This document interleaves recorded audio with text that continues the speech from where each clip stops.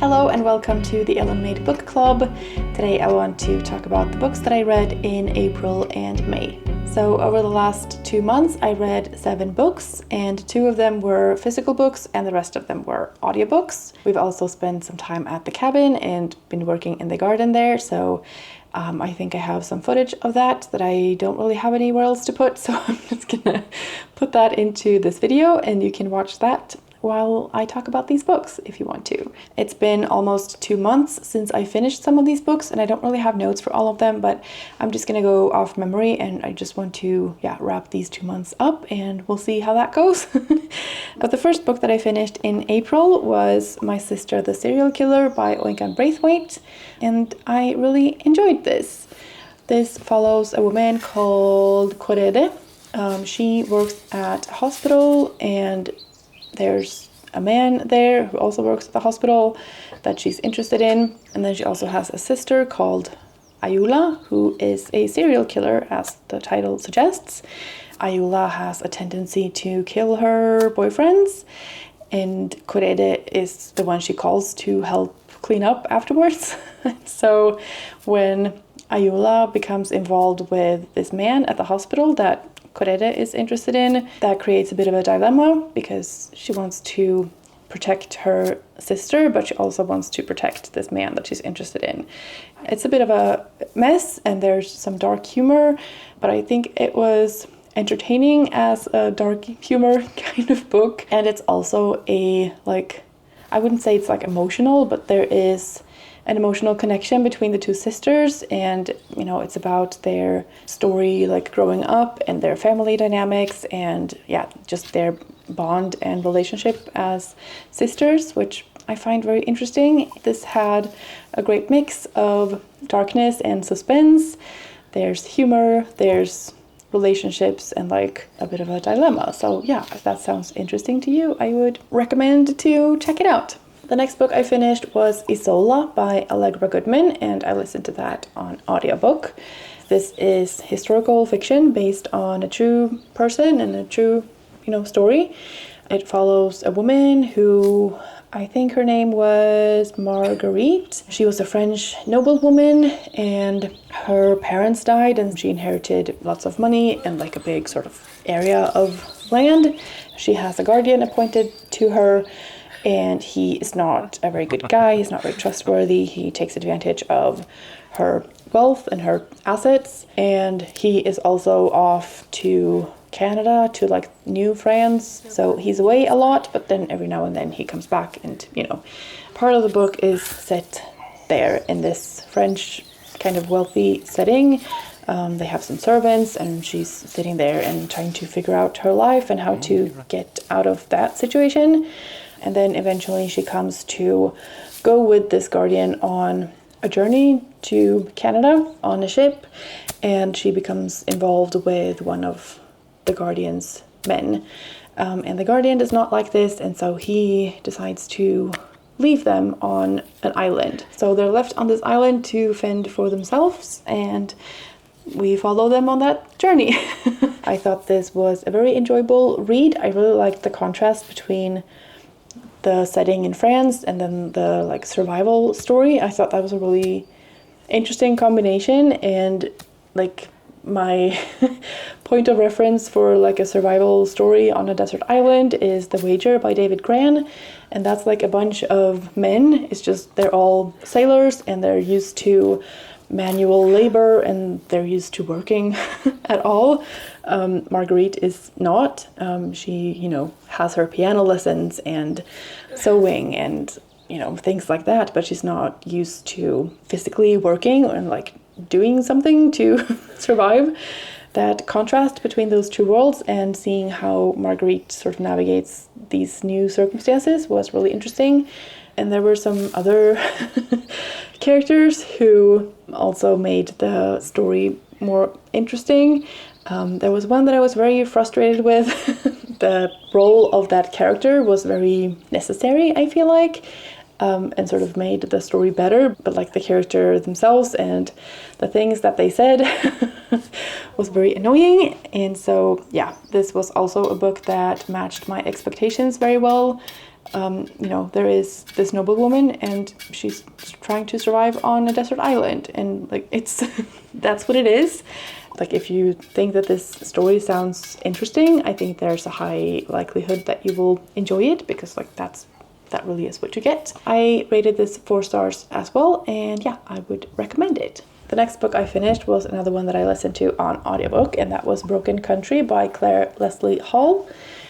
Me and my boyfriend started listening to this together during our journey to Lund to meet Kat at Curious Cat, which I have a little blog of that I will link to in the cards and the description and all of that. We both enjoyed it at the start, but it was quite slow, and I think it was a little bit too slow for my boyfriend's liking, so he didn't end up listening to the whole book, but I did. I think this is a very good book. Like, it's a high quality book.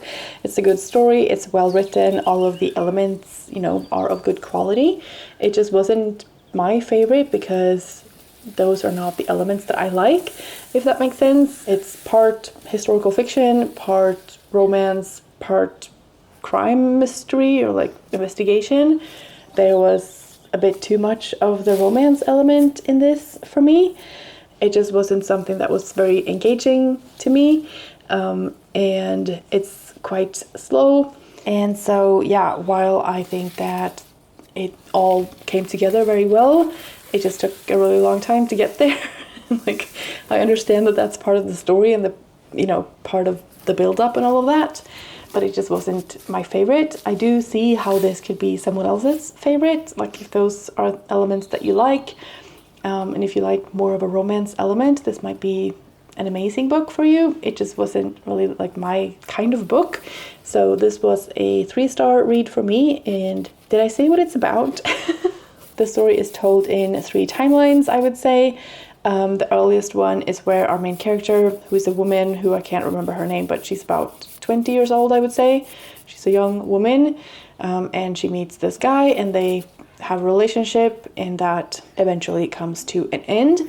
And then in the next timeline, which is about like 68, I think, this woman, our main character, is married to another man, and they had a son who passed away. And then the man from her past returns to their village, and he has a son that reminds her a lot of her own. In the third timeline, there is a trial going on because in this middle timeline, in 68, someone is shot and killed. And we don't know who, and we don't know who by, and what has happened. But we have these 3 timelines moving forward simultaneously throughout the book. And so, yeah, that's how everything sort of builds up and comes together in the end. And I will say that was very well done. I also liked the portrayal of the different relationships, even though that's not my favorite thing to read about.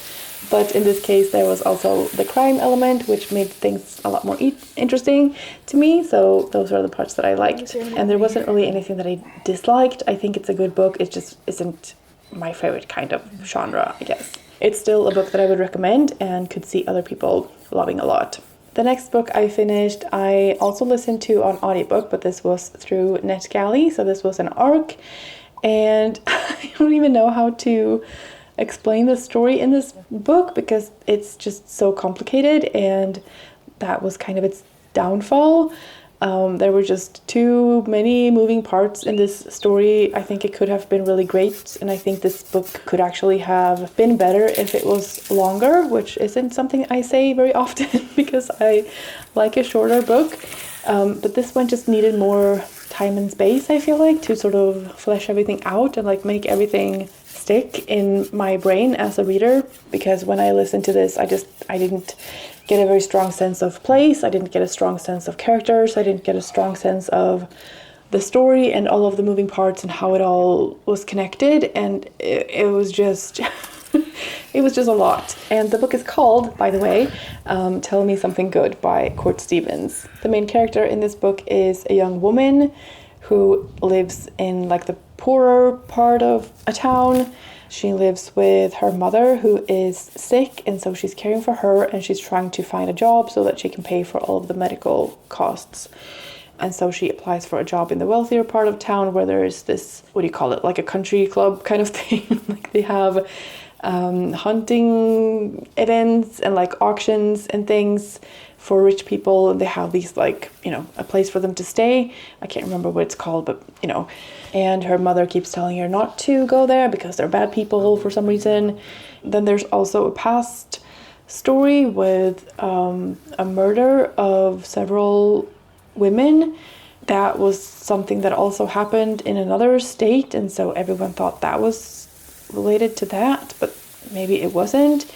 And then now someone is also killed, and it was just, I don't even know how to explain it. There were too many moving parts and too little to hold on to for me. Whenever a new character was introduced, I feel like there were no descriptions. I didn't know what age they were, and in this story that is relevant because there are different generations and connections, and you know, you need to know kind of if someone was an adult or a child in a certain timeline, and it was just I needed more of that to be able to even follow what was happening. This is not a book that I would particularly recommend. I don't think that it's bad, I just think it's not finished yet. I gave this book 3 stars as well, which feels very unfair compared to Broken Country, which I think could be someone's 5-star read. I have a very difficult time seeing someone giving 5 stars to tell me something good, because it just doesn't live up to the same level of quality. But like my enjoyment level of the two was almost the same. I enjoyed Broken Country more, I would say, but it just wasn't really my kind of book. Tell Me Something Good was more my kind of story. I just think that it wasn't as well executed as Broken Country was. So that's why they kind of land on the same rating, but for different reasons. So like quality-wise, Broken Country is a lot higher, I would say, than Tell Me Something Good. But they were about the same for me in terms of enjoyment. But I would recommend Broken Country, whereas I wouldn't really recommend Tell Me Something Good, because I think it's not finished yet. I think it needs more work and more pages and more descriptions of people. The next book I finished was also an audiobook and another new release, which I think pretty much all of these audiobooks are new releases. I don't know if I said that or not, but anyways, this was The Guilt Pill by Saumya. This is about a woman who seems to have it all. She has a loving husband, a new baby, she's CEO of her own startup company, she has a best friend and, you know, a family who loves her and all of that. But on the inside, she's kind of breaking, she feels a lot of guilt, and she feels like she is failing in all of these roles as a CEO, as a mother, as a wife, as a daughter, all of that. And then she meets another woman in business called Liz, I think, and she has this pill that is supposed to erase female guilt. And so our main character, whose name I can't remember, agrees to try this pill, and in the description of the book it says that she has to be willing to risk it all to win it all. I think that the execution was well done in a lot of ways. I thought that there was a lot of discussion about women in business and women of color and how they are treated by other people, and like how unreasonable the demands on them are and can be. And so yeah, there were a lot of good discussions about that and perspectives about that, at least for the most part. There were some parts that I didn't really like agree with, or you know, I just had a different way of thinking about things, or like I had expected something else to come out of certain discussions, but whatever, that's fine. I don't think that the book lived up to this, like she has to be willing to risk it all to win it all, because it was never clear what she was risking and how. Like I thought it was going to be more of some kind of twist to this pill, and I don't really think that there was. There was this movie called Senseless, which had a very similar premise with this like experimental drug. And this drug was supposed to heighten your senses, but it could only if he had like supervision. He maybe didn't hear anything. And like so, and it shifted around. So then in another situation, he could hear everything, but he couldn't see or he couldn't feel. And then he was just like drooling or whatever. That had a very clear risk to it. I was expecting something similar in this book, and maybe not as ridiculous, but I was expecting it to be something more tangible or like something more defined. And I also think that the plot moved very slowly, and there also wasn't really a lot of plot. So yeah, I don't know if I was expecting too much of this book, but I didn't really deliver on all of that. So yeah, in the end, this was another 3-star read for me. Nothing particularly bad about it. I just hoped for it to be something else or something more.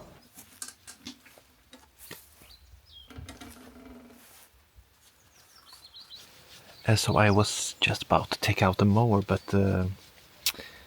just found a little creature here who probably stayed a winter in here. And he is not alive anymore.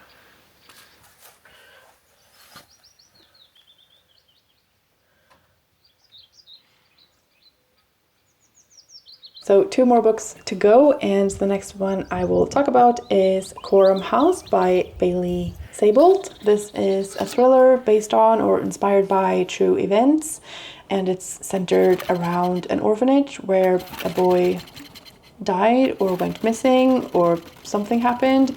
We follow a woman whose name I also can't remember, but she is a writer, and she had this successful book, and then her second book was a bit of a flop, or there was something controversial about it.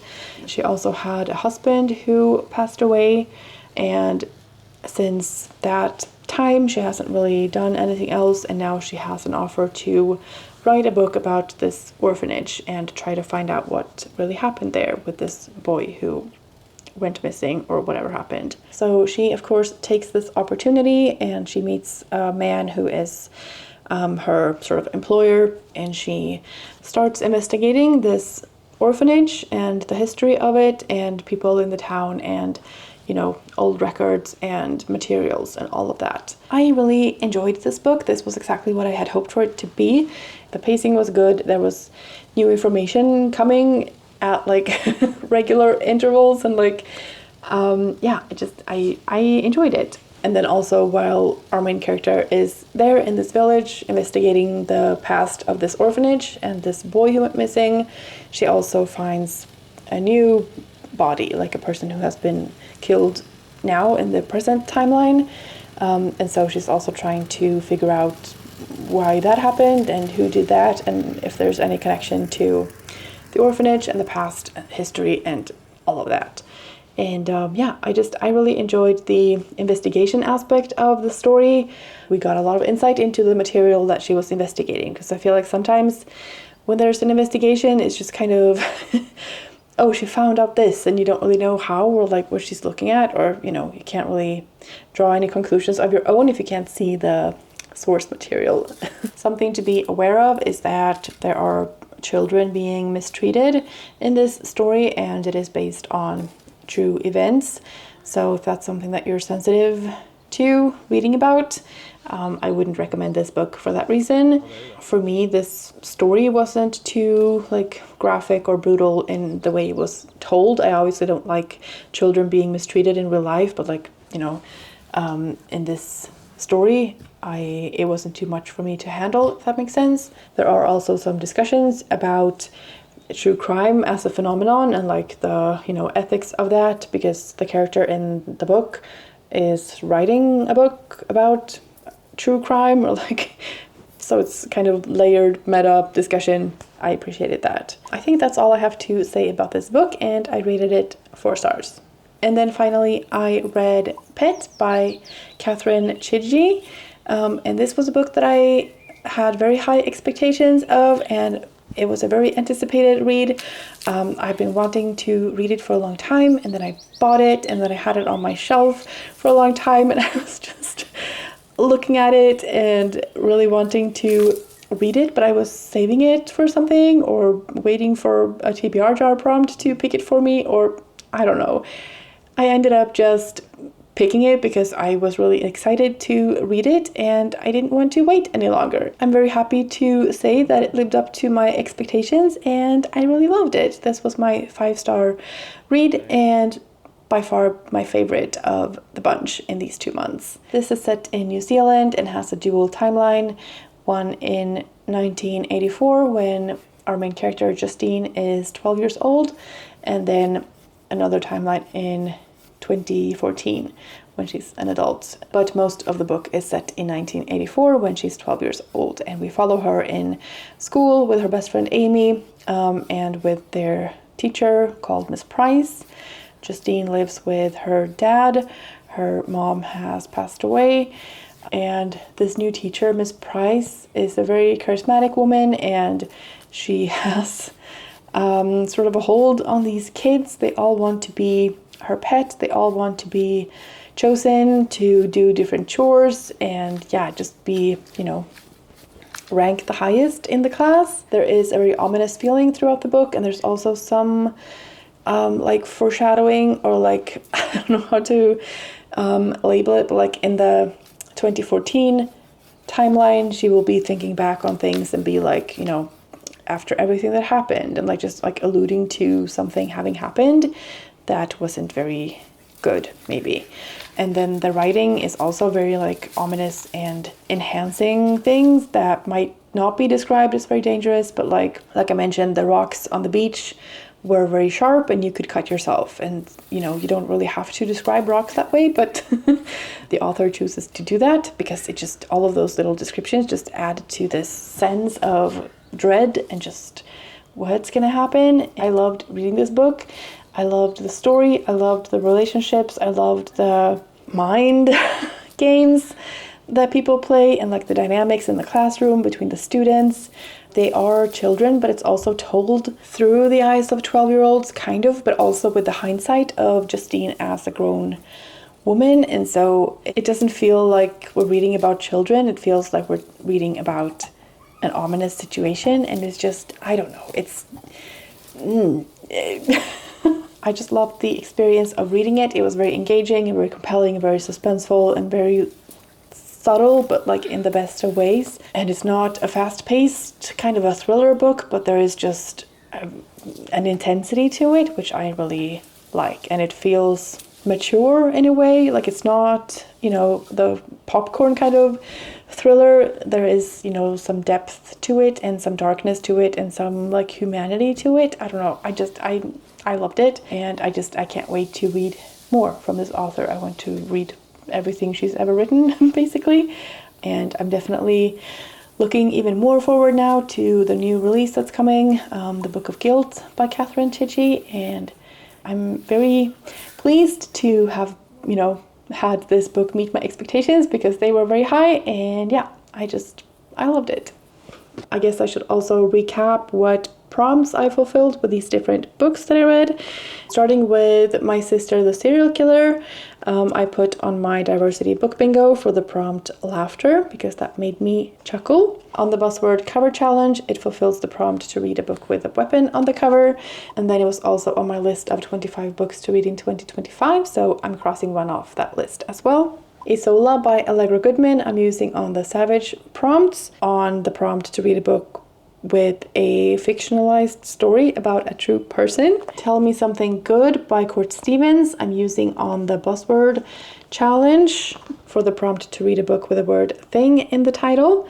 I might switch this out if I find a better one, because I want good books on my reading challenges, but for now I have fulfilled that prompt, and so yeah. And then I'm using Pet by Catherine Chidgey on my diversity book bingo for the prompt 5 stars. I'm also using it for the dual timeline prompt on the Savage Reads prompt challenge, and for the buzzword cover challenge for the prompt to read a book with a mode of transportation on the cover, because it has this boat in the pen. That wraps up my reading in April and May.